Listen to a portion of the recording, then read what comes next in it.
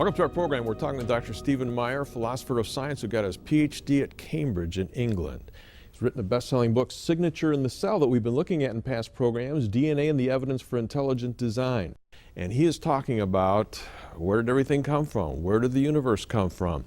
What is the latest scientific evidence? And why is this refuting the new atheists and the materialistic, naturalistic worldview? And Stephen, for folks that missed last week, kind of summarize that and then we're going to move on. Well, the stunning discovery of early 20th century cosmology was that the universe has a definite beginning. And this discovery was made as a result of an observation that was first made by Edwin Hubble, an astronomer who was working in Southern California. And he began to work in the early 1920s using these great new dome telescopes that were being built then. This is the 200-inch dome telescope at the Palomar Observatory at Mount Wilson. Hubble was using a telescope like this that was able to capture large amounts of light from the night sky and therefore able to resolve little tiny pinpricks of light and show that those pinpricks had structure. And what he discovered was that in every direction of the night sky there were galaxies galore. There were spindle nebula and spiral nebula, and in fact if you zeroed in on any small quadrant of the night sky and then magnified that, you would find that there were galaxies just loaded in any little window that you might want to look at. And so that was the first discovery. But what was even more mind-blowing is the realization that these galaxies are moving away from us, that the further away they are, the faster they're receding.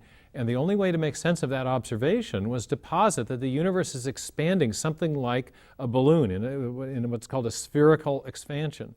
And so I have a little visual aid to review what we discussed last time, but basically, as you go forward in time, the universe is getting bigger and bigger and bigger, like this.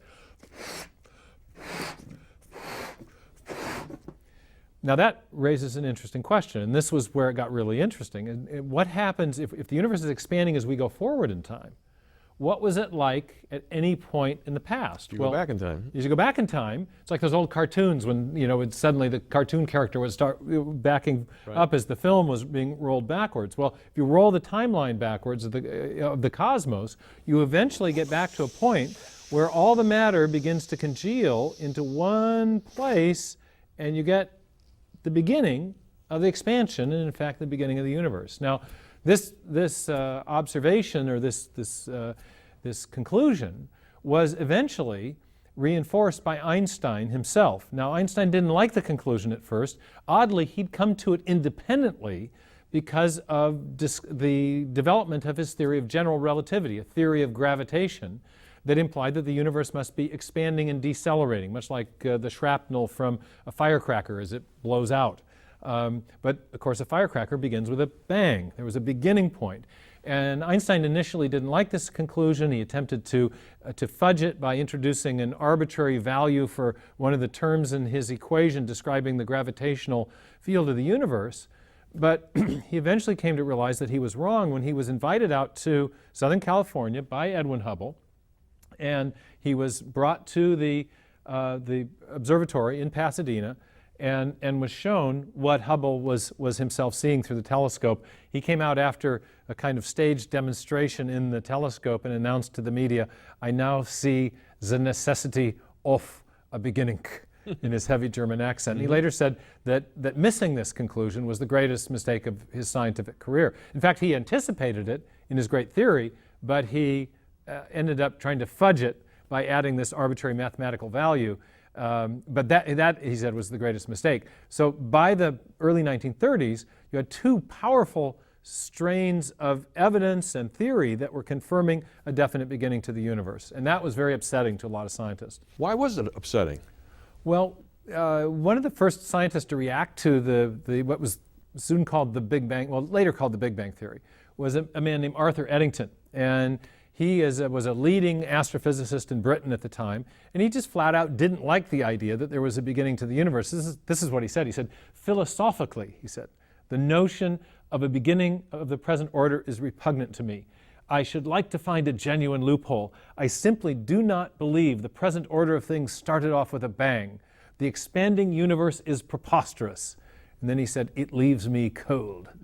And I love this quotation because Eddington, right out of the chute, tells you what's bothering him. You know, it's not. Sometimes I joke when I'm giving public presentations on this. I'll say that Eddington's theory was what we call in the theory in psychology that we call denial. You know, he didn't really have any good scientific reason. It was just philosophically offensive. He was wedded to this 19th century worldview that we call scientific materialism, that posits that the universe is eternal and self-existent and has no beginning. And the scientific evidence was showing exactly the opposite thing, and it was upsetting to him. And another physicist explained a little bit more about why this was upsetting. This was Robert Dicke at Princeton in the 1960s, and he says an infinitely old universe would relieve us of the necessity of understanding the origin of matter at any finite time in the past. That's what's at stake. If we have an infinite universe, we don't have to think about the universe beginning at a point in time, and therefore we don't have to think about what caused everything to come into existence. We can just assume that it was eternal and self-existent. But if there's a definite beginning, then we have established the need to explain the universe by reference to something beyond it. And that seems to point to a kind of a need for a kind of transcendent cause, which was uncomfortably like the notion of God for many scientists who were of this kind of materialistic or atheistic mindset. So that's the rub. Stephen, define what a transcendent cause is of the universe. Well, just simply, we're talking about a cause that's beyond the universe itself. If the universe is characterized by space and time, and then matter and energy within that space and time, a transcendent cause is something that is beyond those domains that we experience in the universe. So, you know, what we're talking about is unlike any other event. It's the origin of everything we know. It's the origin of the physical world itself.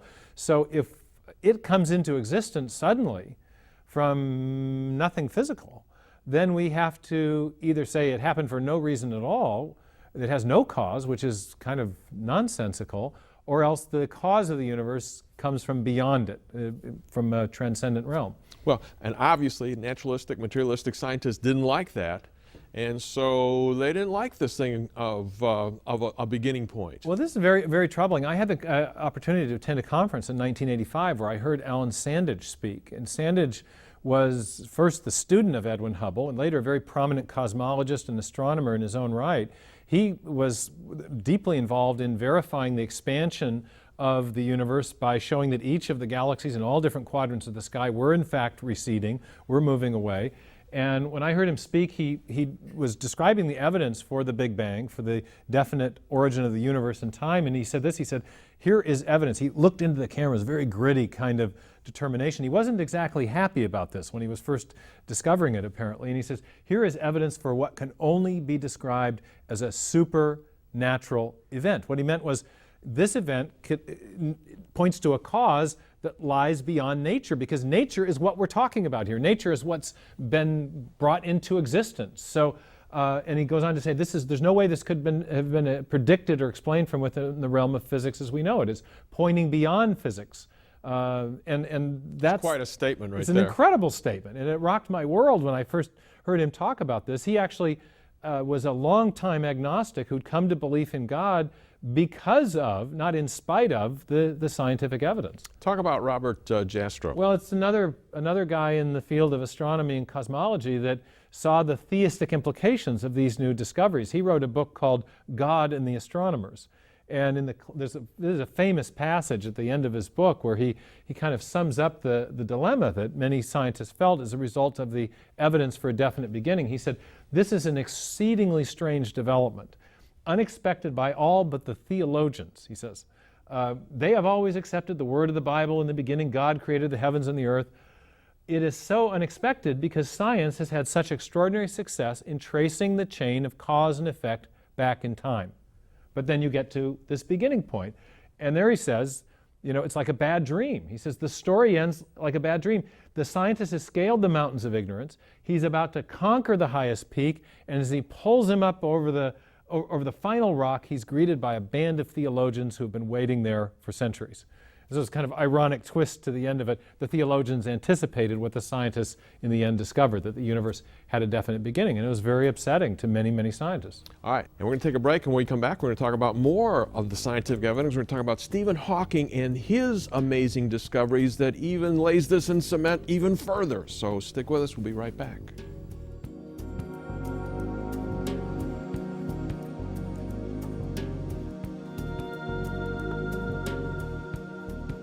All right, back. We're talking to Dr. Stephen Meyer, philosopher of science, and we're talking about what scientists have discovered about the origin of the universe. And we've talked about the fact that the universe had a beginning, and it's been laid in cement almost by the scientific discoveries coming up to our time. And then there's another fella by the name of Stephen Hawking. And he was at Cambridge as well, and he came out with some more evidence. What did he say? Well, in 1968, Stephen Hawking solved what are called the field equations of general relativity, Einstein's famous equations, and I popped them on the screen here. There's Einstein next to his famous equation. And what Hawking showed is that as you go back in time, you eventually reach a point where what's called the curvature of space, or the curvature of space-time, as the physicists refer to it, gets so tight that it is infinitely tight.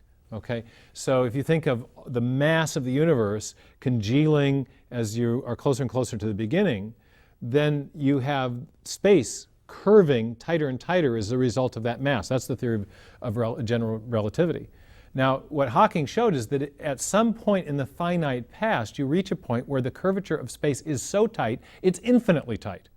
That's a circle so tight it has no volume. And now ask yourself a question. I used to ask my students this question. How much stuff can you put in zero spatial volume? How much stuff can you put in? Well, obviously, no stuff goes in no space. And you can see, therefore, that the Big Bang Theory, as it's conjoined with general relativity to be a description of the universe as a whole, implies not only that there's a beginning in time, but there's also a beginning to space itself, and with that, a point where there is no matter, no energy, where everything from that point forward comes into existence from literally nothing physical. And so what you have in the modern scientific description of the origin of the universe is remarkably similar to an old medieval doctrine, an old idea that the universe was created ex nihilo, out of nothing physical. The universe literally pops into existence out of nothing physical. That's the implication of Hawking's solution to these key equations of general relativity. All right, Stephen, these were mind-blowing conclusions. What were the big implications of what Stephen Hawking was talking about? Well, Stephen Hawking and the whole revolution in cosmology that's taken place with all the different evidences that have pointed to a definite beginning for the universe, I think point to the need for a transcendent cause of some kind. Again, a cause beyond the universe itself. And this is what most of the physicists have sensed. This is what's made them incensed about the discoveries in the new cosmology, pointing to a definite beginning. But every great worldview has to answer the question, what is the thing or the entity from which everything else comes?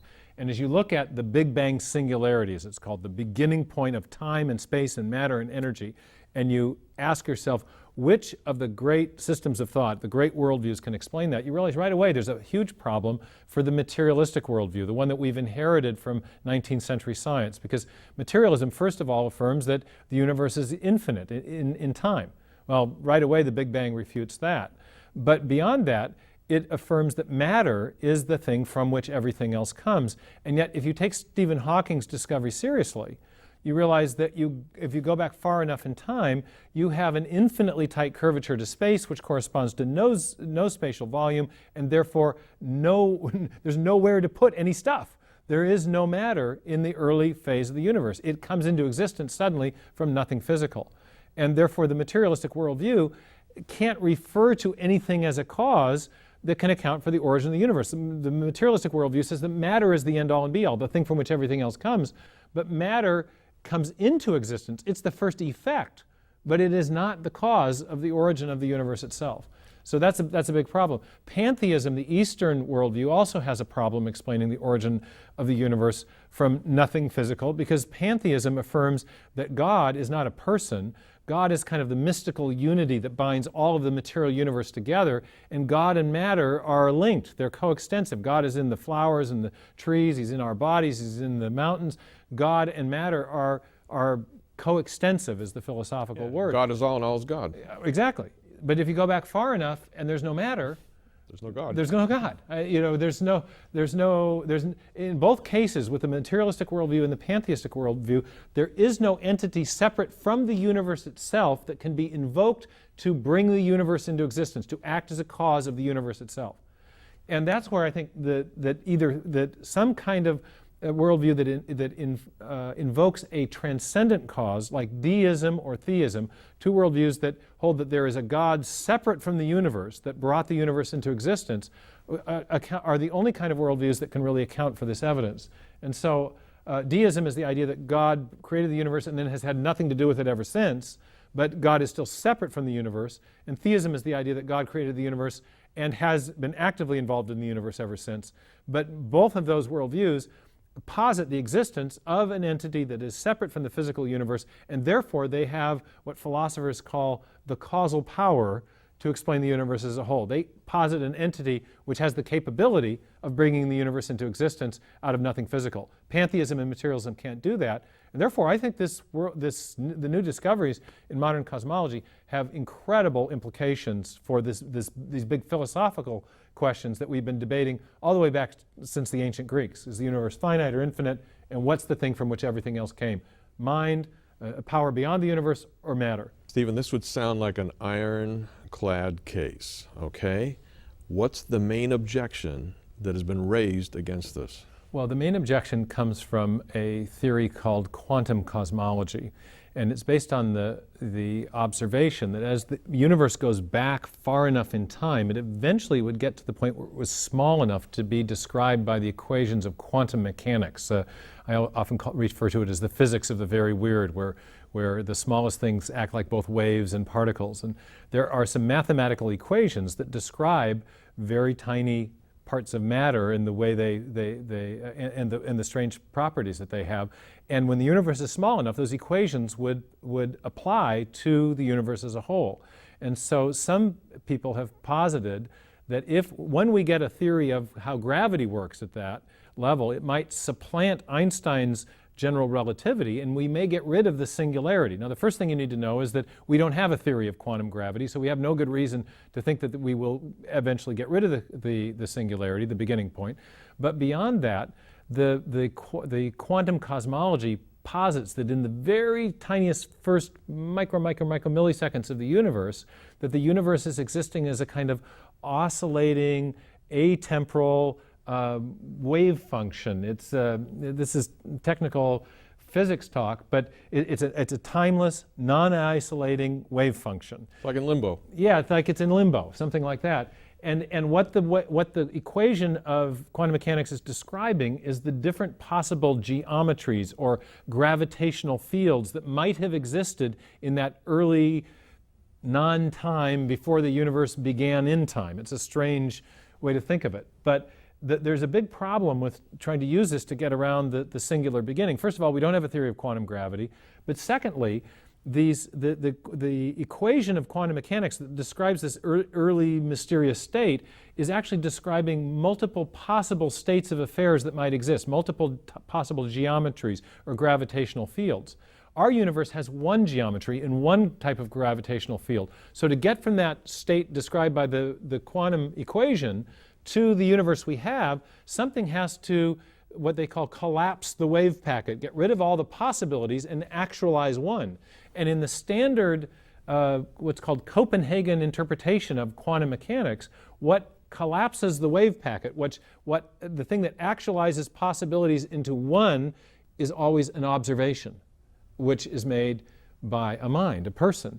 And so the implication, even if you invoke this quantum cosmological model, you actually end up positing the need inadvertently for a cosmic observer. You still need one. Which is essentially the same thing as God. I mean, only God has those kind of capacities. The other option, and if you don't go with the Copenhagen model, you've got other problems, which is basically that you don't have any cause that brings the definite universe that we have into existence from an immaterial, atemporal state involving many possibilities. There's no explanation for going from the temporal or from the timeless to the temporal, no explanation for going from the immaterial, this is just a mathematical equation, that's all it is, to a real universe that has matter and energy and stuff. And there's no explanation for the infusion of information that's involved in going from all that range of possibilities to an actualized universe, because you're in a sense presented with a range of choices and you're choosing one. That's an impartation of information, and that's completely unexplained. So this quantum cosmological model either invokes a cosmic observer, or it requires an unexplained transition from no time to time, from no matter to matter, and an unexplained infusion of information. That sounds like, again, design. All right, we're going to continue this, folks. If you find this fascinating like I do, next week we're going to talk about the next step of the scientific evidence that we've seen through the telescope, and that's the fine-tuning of the universe and how this plays into the equation. It's adding evidence on top of evidence for a theistic conclusion of where everything came from. You won't want to miss that, so please join us next week.